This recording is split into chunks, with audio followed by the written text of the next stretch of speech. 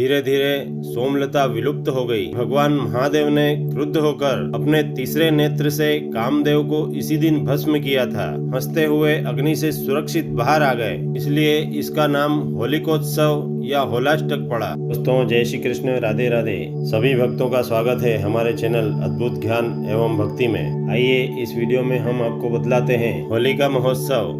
वैदिक काल में होलिका महोत्सव सोम यज्ञ के रूप में मनाया जाता था।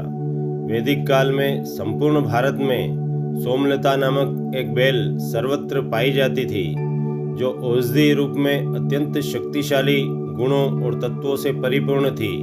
इसके रस का उपयोग यज्ञ कर्म संपन्न करने में किया जाता था। धीरे धीरे सोमलता विलुप्त हो गई तो इसके स्थान पर पुतिक और अर्जुन के वृक्ष का उपयोग किया जाने लगा। यज्ञ वेदी के समीप ही माघ मास की पूर्णिमा के दिन उदुम्बर वृक्ष अर्थात गुलर की टहनी गाड़ी जाती थी। इसे होली का झंडा या डंडा रोपना कहा जाता था, क्योंकि गुलर एक अत्यंत औषधि गुणों से भरपूर वृक्ष है और इसका फल औषधि गुणों में सर्वोपरि है। शास्त्रों में कहा गया है कि जो निरंतर कर्म में निरत रहता है उसे गुलर के फल खाने का पुण्य फल प्राप्त होता है। गुलर के फल इतने मधुर और मीठे स्वाद युक्त होते हैं कि इनमें पकते ही कीट पड़ जाते हैं।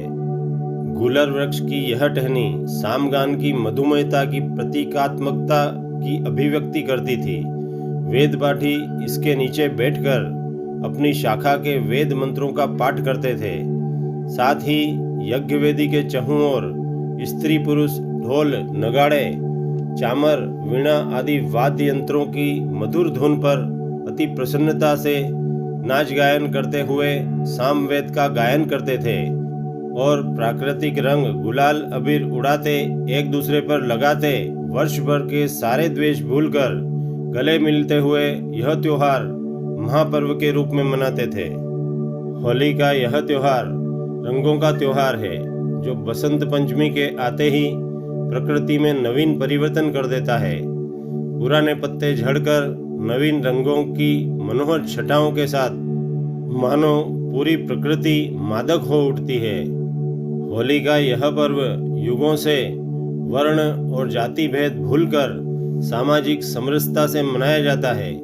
इस अवसर पर औषधीय गुणों से युक्त वृक्षों की लकड़ियों तथा गाय के गोबर के कंडों का ढेर लगाकर विधिवत पूजन कर उसमें आग लगाई जाती है तथा उसमें खेत से नवीन अन्न को लाकर वैदिक मंत्रोच्चार के साथ वर्ष भर की सुख समृद्धि और कामना से डाला जाता है।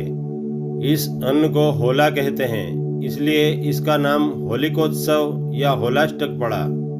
कुछ ऐसी भी मान्यता है कि भगवान महादेव ने क्रुद्ध होकर अपने तीसरे नेत्र से कामदेव को इसी दिन भस्म किया था। अतः यह पर्व इंद्रियों के विजय पर्व के रूप में भी मनाया जाता है। इस पर्व पर इंद्रियों पर विजय की कामना के लिए भी साधना की जाती है।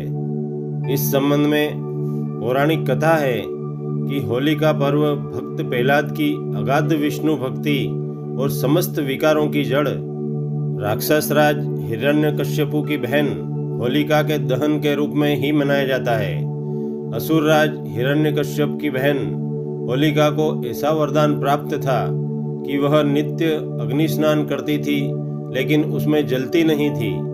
यह सोचकर असुरराज हिरण्यकश्यप ने भक्त प्रहलाद को गोद में लेकर होलिका को अग्नि स्नान करने को कहा, ताकि प्रहलाद जल जाए तथा होलिका सुरक्षित बच जाए। होलिका ने अपने भाई असुरराज हिरण्यकश्यप की आज्ञा का पालन किया, लेकिन होलिका तो जलकर राख हो गई और भगवान विष्णु की कृपा से भक्त प्रहलाद भगवत नाम जपते हुए हंसते हुए अग्नि से सुरक्षित बाहर आ गए। प्रजा ने बड़ी ही धूमधाम से हर्षोल्लास के साथ भक्त प्रहलाद के जीवित होने की प्रसन्नता में यह पर्व 8 दिनों तक मनाया। तभी से होलिका दहन और होलाष्टक मनाने की प्रथा का चलन हुआ। दोस्तों, भक्ति के इस वातावरण को और अधिक अद्भुत बनाने के लिए आप हमारे वीडियो को लाइक करें, शेयर करें। यदि आप हमारे चैनल पर पहली बार वीडियो देख रहे हैं तो हमारे YouTube चैनल अद्भुत ज्ञान एवं भक्ति को प्लीज़ सब्सक्राइब कर बेल आइकन अवश्य दबाएं ताकि हमारा हर नया वीडियो आप तक शीघ्र पहुंचे।